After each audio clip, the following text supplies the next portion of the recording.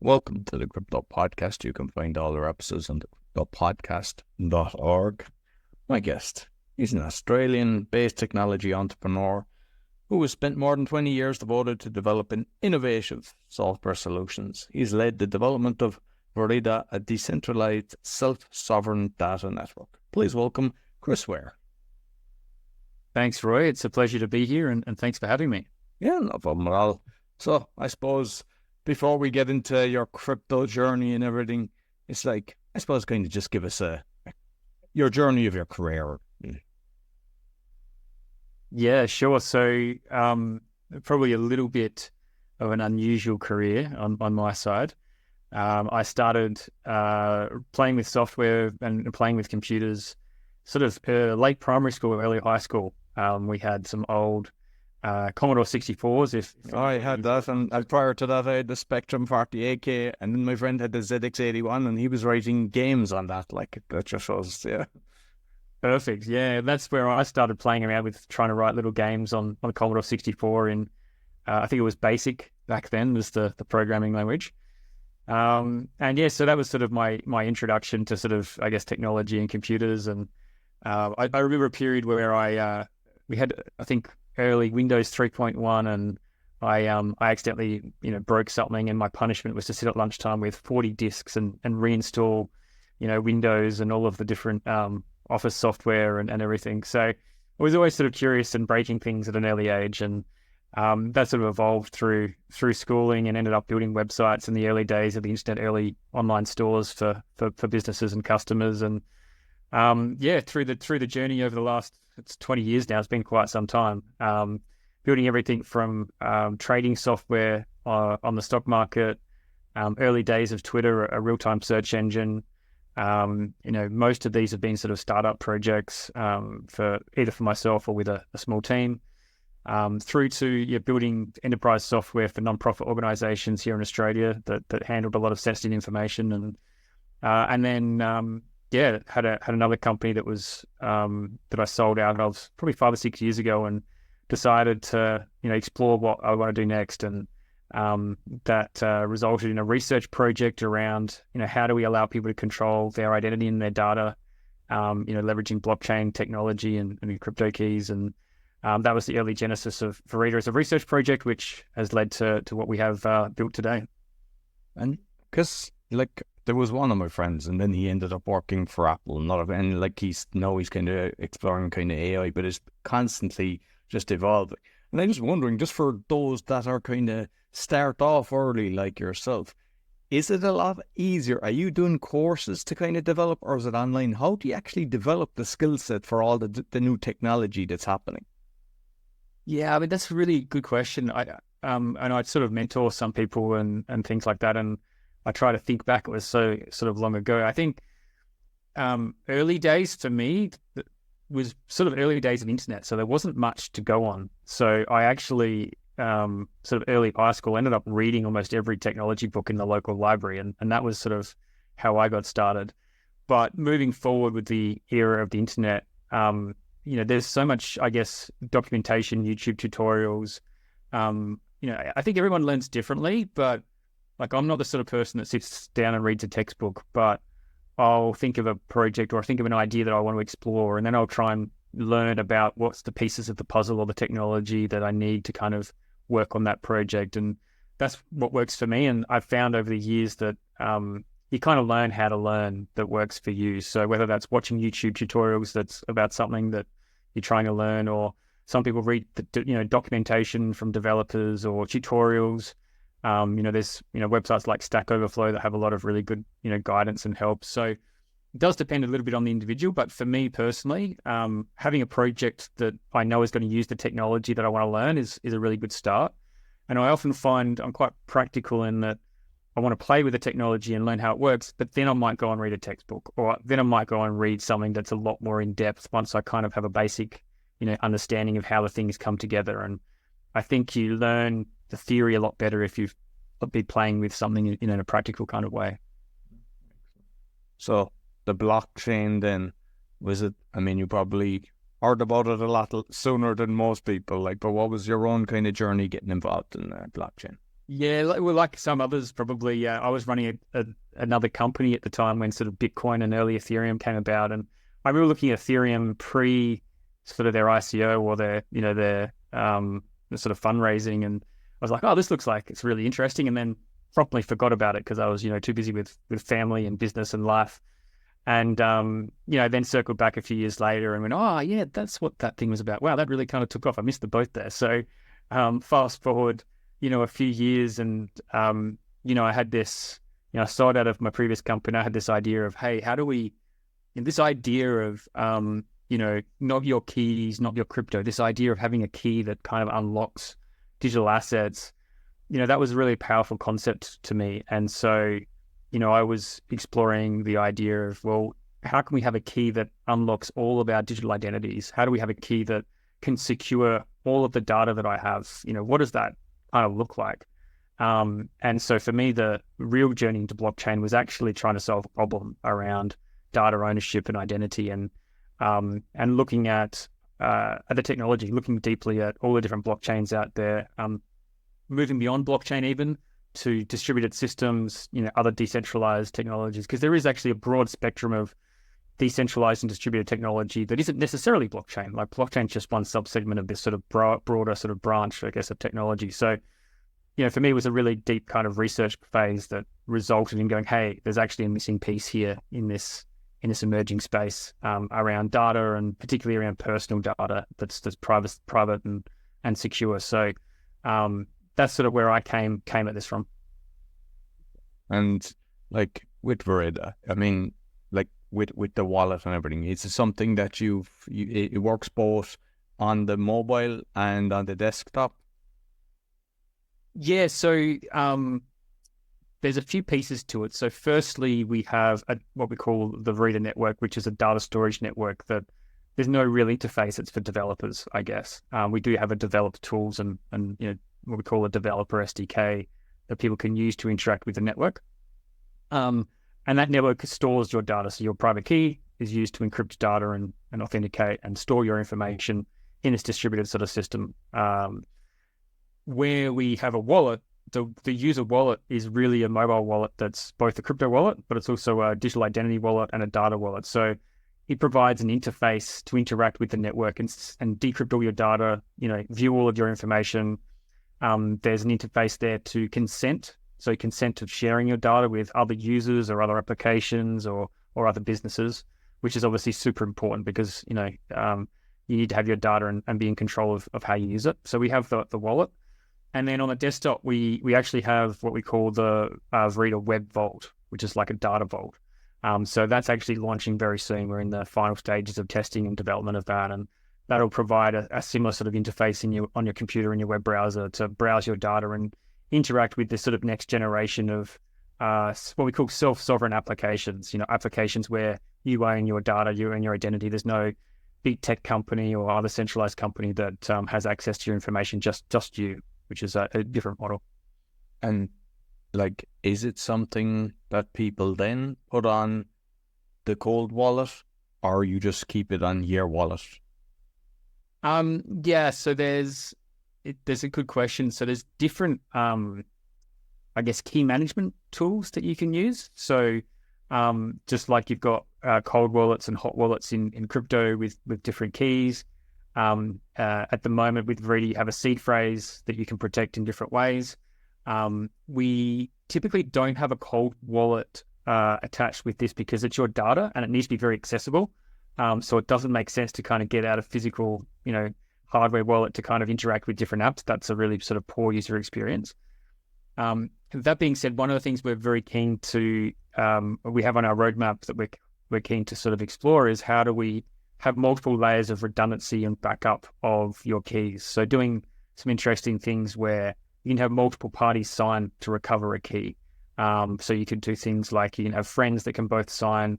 Might have 3 or 4 friends that if they all sign and agree, then your key can be recovered, or which is a social recovery. Or you might have the ability to sign in with, your Facebook account and have a passcode, and that unlocks your account without needing to store a seed phrase. So there's a lot of different ways that we want to kind of give users options in terms of how they manage the security of their accounts. And like what you just said there, having to say 4 friends, because it's something I'm always asking people. Well, I've asked a few people because I'm concerned that because there's so many now that are, if involved in the crypto, that, if something happens to them, that their loved ones get their assets. And so I'm assuming, based on what you just said, that you could have like a few friends, and whatever way it's done, that they couldn't technically take your assets as it is, but if something happens to you, that they could pass it on. Just say it's your wife or your kids or something like that. Would that be correct? That could be done. Yeah, that's right. So that's how sort of social recovery works. So for instance, the future with Verida is that you might have all of your healthcare data, that you have all of your financial information, everything there, all your email history and something like that. And you might decide, well, okay, if something happens to me, I want, my wife, my mum, and my best friend, if all 3 of them agree, then they can find a way to unlock and access my information or a subset of my data. So that's a form of social recovery. But the idea there is me as an individual. It's up to me to enable that or not. It's up to me to decide who or how many people would need to be active to recover that. And so that's, ultimately our goal is to give the user control. And that's just one of the ways that we can help achieve that. And how is the information stored then? How is it what's the protection that the user has? Yeah, so we have the key that you have is what we call like a master key. And it then is used to generate lots of what we call subkeys. So you have all these different keys for encrypting your data. And the keys are sort of for different purposes. You have different databases. You might have all of your chat messages. You might have all of your healthcare data. You might have, all of your credentials. And they have different database keys, but the keys can be generated from the master key, much like you can have like a seed phrase and generate lots of crypto wallets. It works in a similar kind of way. And so what happens is your data is encrypted on your device. So that's one of the reasons we built a mobile application first, because that means that your private key can be on your phone and your phone can do the encryption or facilitate the encryption of your data.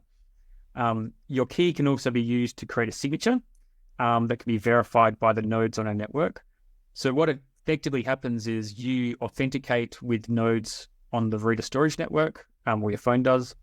And then once you're authenticated, you encrypt the data on device, and your encrypted data is then sent and stored on the Verida nodes, which then automatically replicates that encrypted data.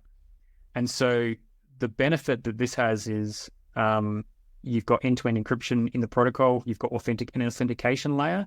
One of the issues with other storage solutions that are decentralized, so people might be familiar with Arweave or IPFS Filecoin, they don't have any concept of encryption or authentication built into the protocol. So there's a lot of security issues and risks there. So yeah, it's a really important model that we've built to really protect the private information for individuals. And if we look at, say, like the medical one then, so basically you could share your kind of medical history with a hospital or a doctor, so they'd have access to your history, and if you're allergic to stuff and things like that. Is that correct? Yeah, exactly right. And it's a lot more nuanced than that, because, so let's say, for instance, you have surgery on your knee and you have to go and see a physiotherapist. If you do that, you might want to share just the history that's relating to your knee. You may not want to share perhaps your mental health data. You may want to share, other data relating to, other sort of sensitive information. So a key part of what we've designed is that a user can sort of select different parts of their information in an easy way to share, and just share that data. So yeah, that's a really important part. And healthcare is really interesting. It's a challenging industry because there's a lot of big companies that have a lot of monopoly around data and whatnot. But what we've found is there's a lot of emerging economies and other countries, outside of the big sort of Western countries, where there's a lot of healthcare services that are delivered across multiple countries. So you might go and visit this country for for a knee surgery. You might go here for heart surgery. You might go there for some other support. And none of those countries have systems that talk to each other. So being able to allow somebody to take their healthcare records and then go and easily share that with different health professionals is actually really important and helps improve the quality of care and also reduce the cost of care in some of those countries. And just say you get hit by the number 10 bus, but you don't die, but you're kind of not conscious, and they have your phone. Can you set it up in such a way that they can access it if you have it kind of, because sometimes things happen and they administer medication that could actually cause more problems. Is there any way that you can have it kind of set up, if that makes sense? We haven't tackled that problem specifically yet, but conceptually we do have a few ways. So, the social recovery is one way that I touched on. So you could have the ability for loved ones to be able to instantly kind of flag and go, hey, yep, look, I'll unlock this data. There's also the ability to do some interesting things where you could actually have a hospital or a government body that is a signer as well. So it might be something where if the hospital signs to say to access the data and one of your friends does, then it gets unlocked. So there's different ways of thinking about who the parties are that can unlock that information and use it in the case of an emergency. And how easy is it to do that? Like, if you could take me through the process of actually doing that. Well, the process is basically going to be around, requesting, so there's an account, there's like a wallet address. And so you think about, that's what we call a decentralized identifier, which is an important kind of concept of an account. And then there's different types of services that exist. And so attached to an account. And so one of those services is like an authentication service. So as a user, you basically would say, hey, I'm requesting access to this data and, I'm signing to unlock it. And then you'd have other parties come in and, say, hey, I'm going to sign this as well. And then once you've got all the signatures, you can then basically get a key and unlock access to that information.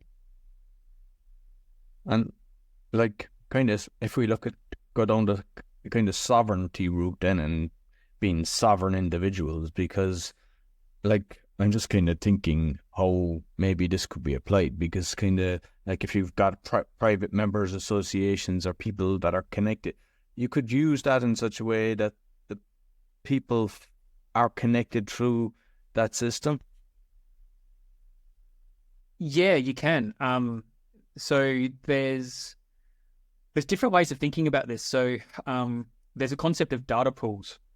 And so what that means is that people can consent to being a part of a collective and sharing their data for a specific purpose. So a good example of that is again, healthcare research. So for example, I might have a history of heart disease in my family. So I might opt in to sharing my medical records in a privacy preserving way with a heart research foundation in America that's doing research along with a group of other people. And where it gets really interesting is that you can digitally prove that maybe you've donated your data. And so therefore you may then get access to special privileges from that foundation, or, you might then get access to a chat room of other people that have donated their information and have similar family histories. So there's all these different ways that you can kind of start to think about how your data, your information can then be used to create different communities and collectives and also, bring value or benefit to other organizations, if you decide to opt into participation in that. And like with the way it's set up and secure, if you decide to kind of sell on, or I don't know because sometimes with a lot of, this sounds fantastic, listening to and just looking at the videos that I looked at, it looks like something that is badly needed. It's a thing that gives, fantastic things for people that can use it once they understand it. The benefit is even just on the things that we've touched on.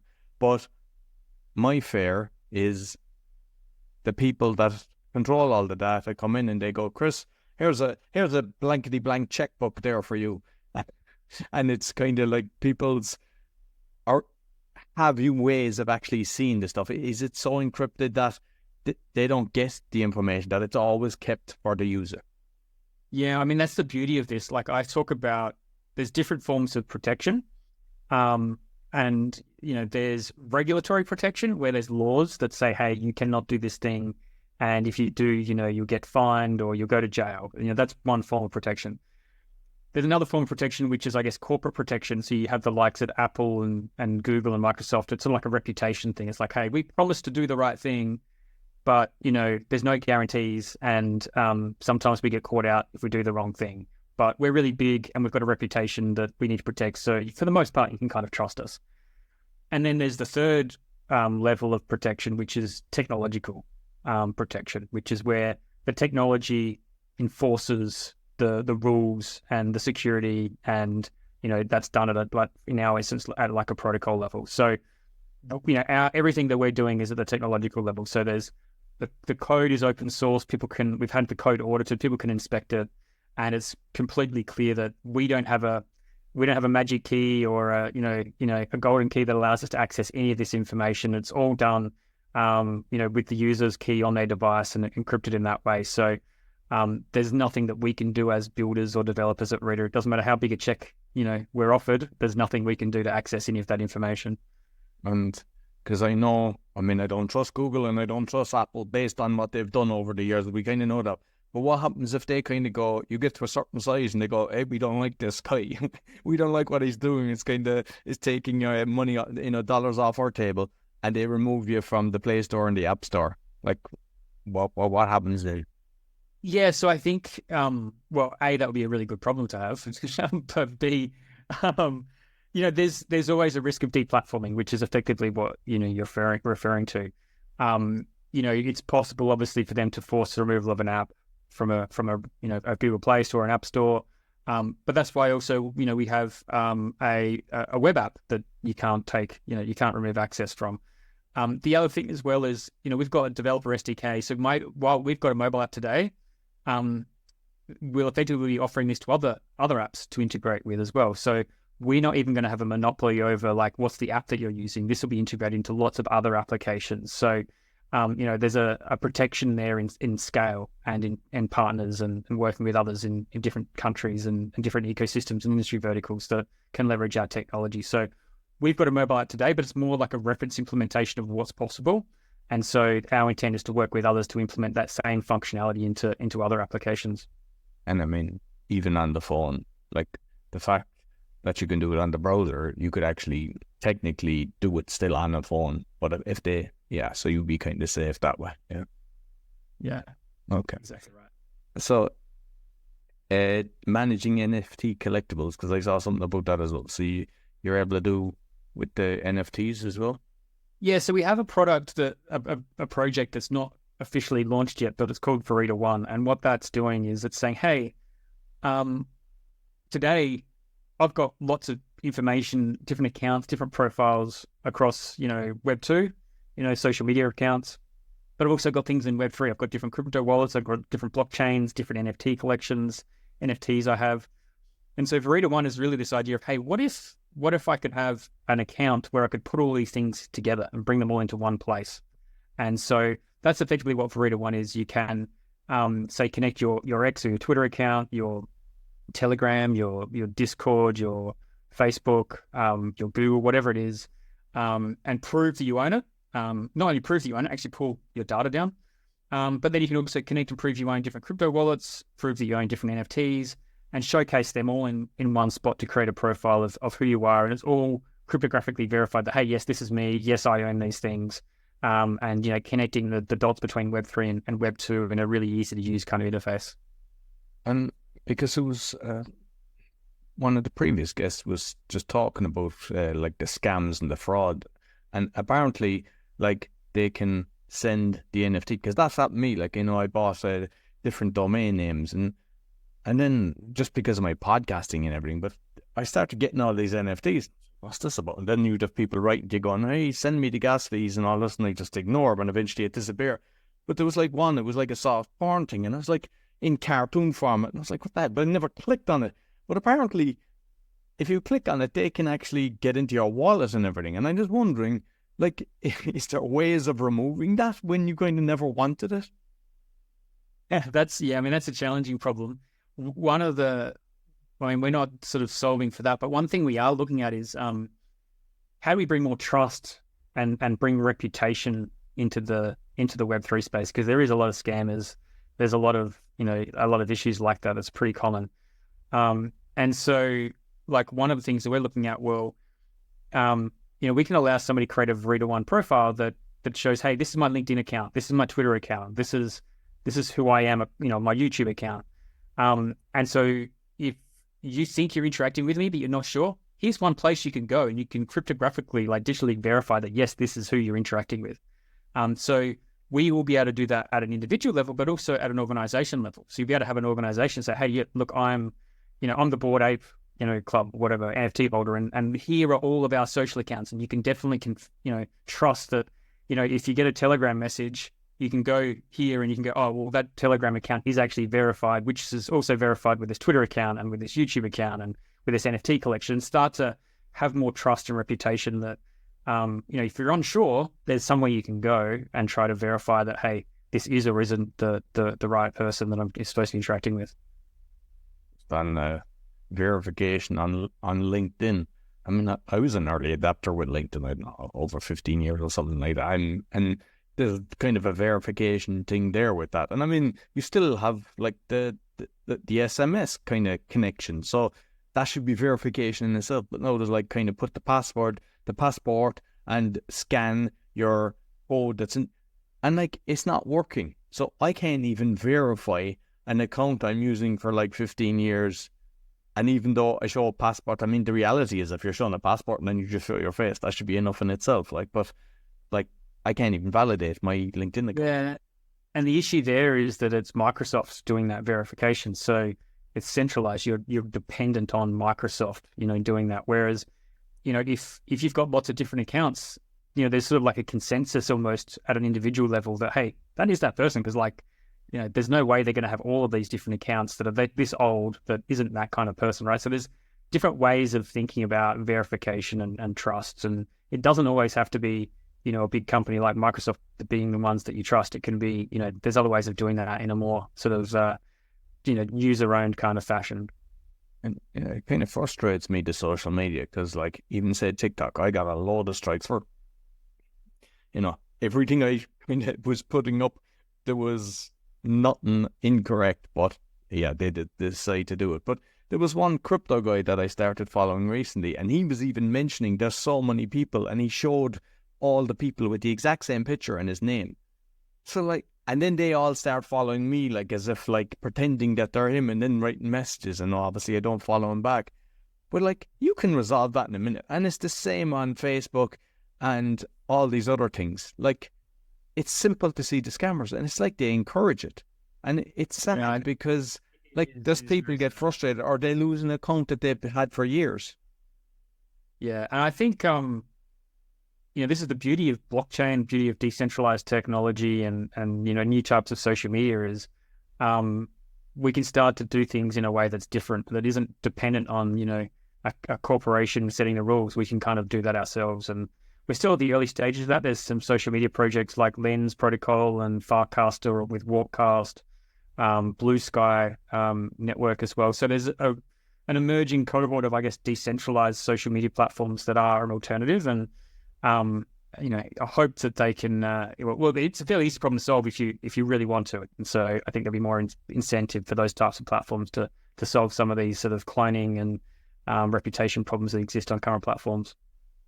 And with, say, signing transactions, then whether it's a contract or something like that, it's basically you just sign into your account and use your key, and then the other person does the same, and that's how you'd kind of sign a contract, is it? Is that the way it's done? Sort of. So, because we're actually not a blockchain, we're a data storage network. So for us, signing is a little bit different. So you sign more when you authenticate to pull your data down to your desktop or to your phone, so that you can sort of gain access to that data. You then can sign to basically unencrypt that data.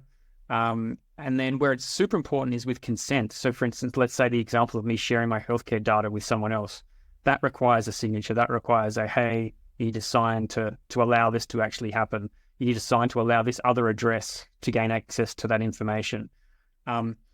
What's interesting with what we're doing though is we found that through market research that the concept of signing and things is quite complex for people that aren't really familiar with that. So we've actually created a user interface that is as human readable as possible. And it's also about providing better security, because if people understand what they're agreeing to, then it's obviously a better security model. So we actually display in our mobile app. We don't say, hey, sign this transaction to give access to someone.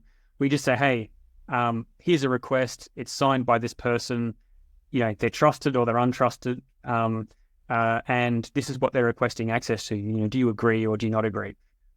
We have other different types of message. We have lots of different message types that can be signed, but they have different purposes. So, other ones are just a basic message, just to say, almost like an email that says, hey, here's a notification of a news update, but it's digitally signed. So you can see green tick. You can say, hey, this is verified. It's been verified by the sender. There's a cryptographic verification. There's a trust sort of hierarchy here that's verifying that. So there's a whole bunch of different interactions that we support around data, but we try and focus on providing user experience that's simple to understand rather than this concept of a transaction. And how, what way is the fees work then? How is it the users pay so much a month, or what way is it done? Yeah, so we have a token, the Verida token, which is just listed recently on some exchanges. And the token is really what we call the data economy token for storage credits. So effectively, users will buy the token, and that allows them to effectively have storage capacity on the network. So the more tokens you hold, the more capacity effectively that you have for a longer period of time. And then on the other side, we have node operators that a bit like blockchain validators, but instead they're storage node operators. And so they purchase and stake the token. And in return for staking the token, their infrastructure or their storage nodes are then discoverable by the network and can then start to earn a revenue from the users that are actually paying for storage on the network. So that's sort of the first sort of model.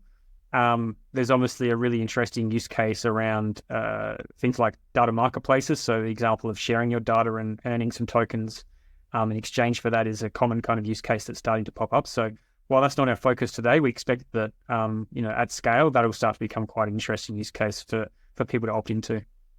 And I haven't seen I would assume there's a white paper for this, yeah? What's the tokens? Is there a limit to the tokens, or does Chris decide to put a few zeros and then sell them? No, the token has a hard limit. So we have a fixed supply of 1 billion tokens, which is a common sort of number with crypto projects.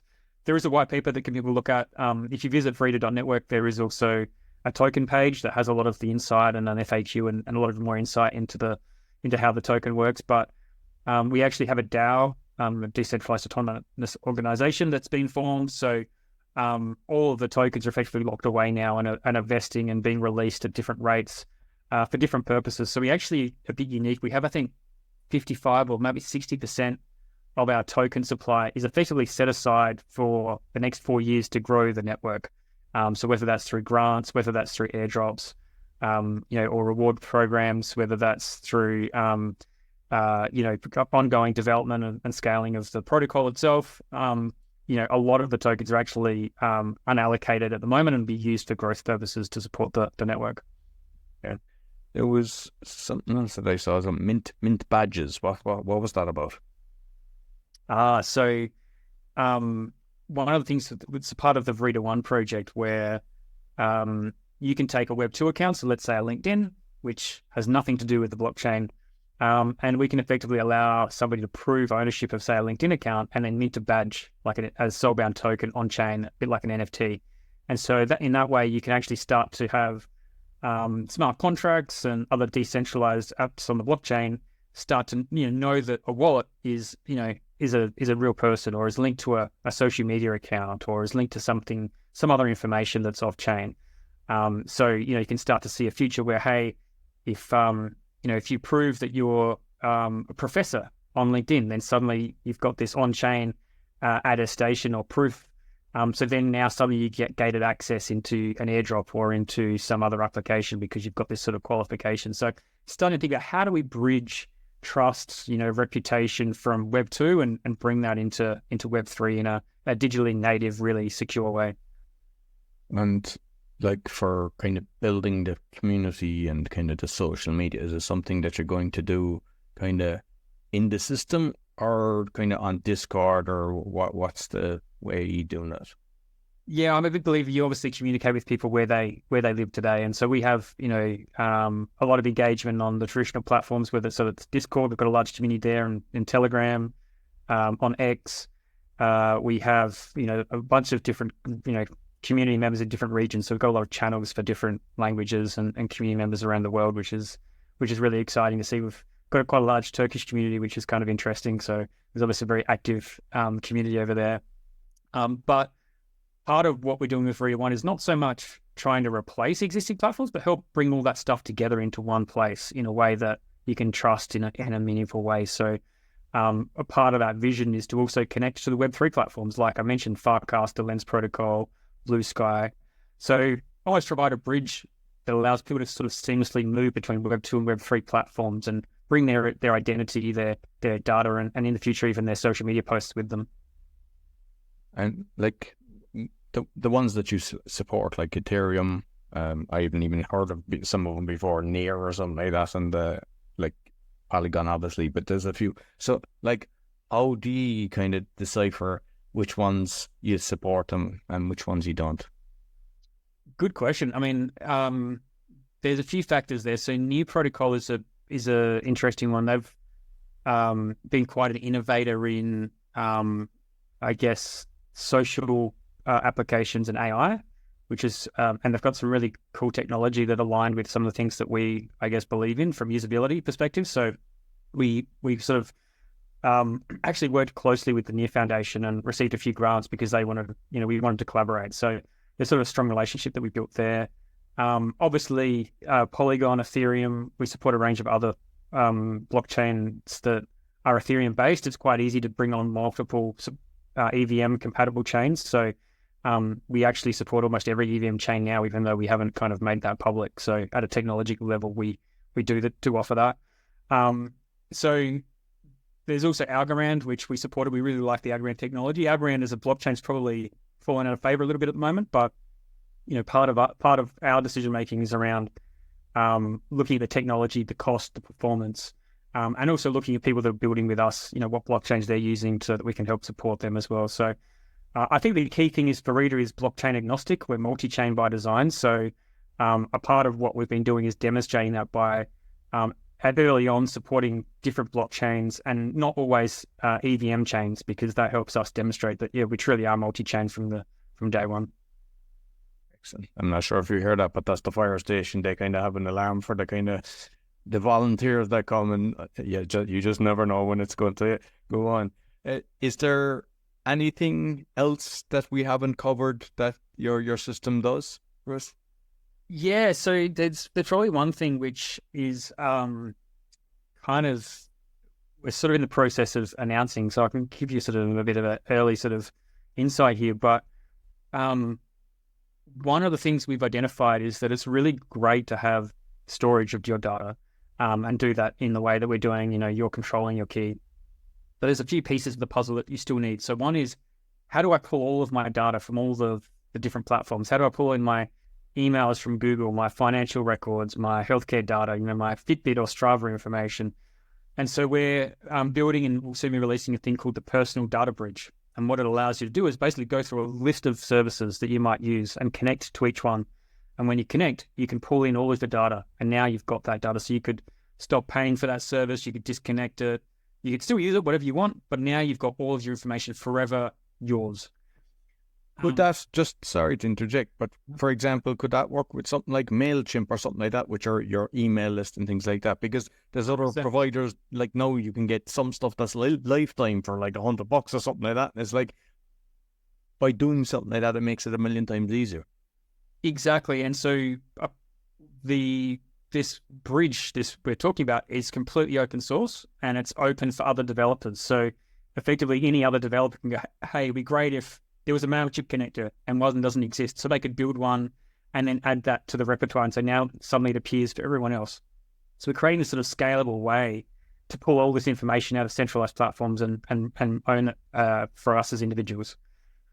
And then the second piece of the puzzle, which is where it gets really interesting, is it's like, well, the vision that we have with Verida is, how do we help people not only take ownership of their data, but use their data, use their information to benefit themselves? And the area that obviously is accelerated over the last 2 years is AI. And so one of the key things that we're, I guess, focusing on now is how do we unlock all of your data and make that available in a privacy-preserving way for your own private chatbot that's, your own private AI digital assistant, your digital twin. So then suddenly you can start to talk to it and prompt it and go, hey, like, how can I improve my health? Or, what was that golfing video that I looked at 6 months ago that, had Patrick in it? Or like, who is it I talking to about that lamp on Amazon? Like starting to think about how we can deep dive and have AI that understands everything about us and can talk, that we can talk to and leverage our data in a really meaningful way. So that's something that we're really excited about pursuing in the coming months, and watch this space because we've got some really interesting sort of news flow to come around that.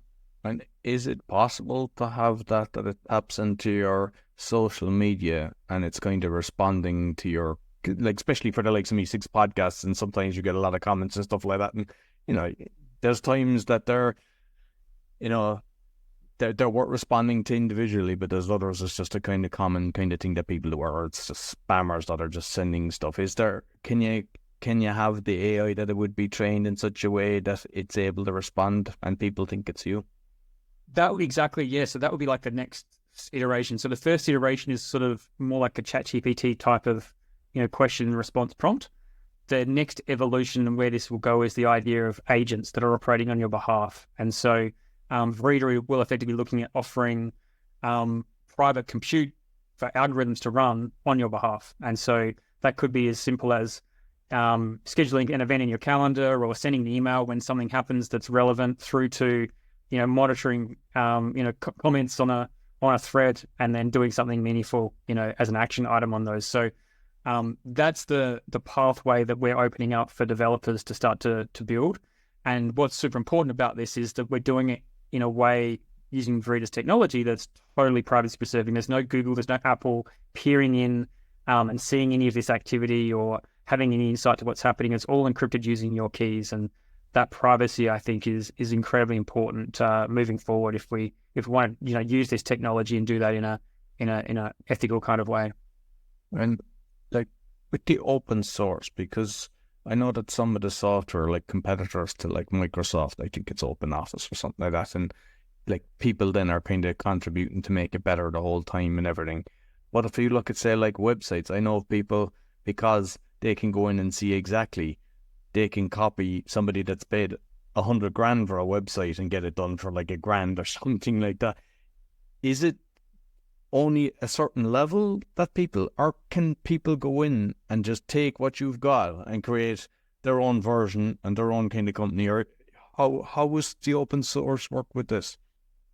Yeah, so it's a really good question. There's a lot of nuance to the answer, but there's open source business models have been something that's evolved over the last few decades, really. And you've got different types of open source projects. You've got those that are actual products. You've got, as you said, websites. You've got core protocols like HTTP, TCP/IP. You've got, web browsers that are open source, and they all have different kind of models. Where what we're doing is interesting is, and where crypto has added a lot of value to open source, is the idea of a token. And so, you might have Ethereum as an example where all of the Ethereum code is open source, but there's really only one Ethereum blockchain, and it's effectively a network effect of users and trust that binds together that network and brings value to the Ethereum cryptocurrency. And so Verida is very similar. We have all this open source technology, and yes, sure, someone can go and replicate that, but I don't necessarily have the core team that's driving forward the development, innovation, and the people then trust to keep that going.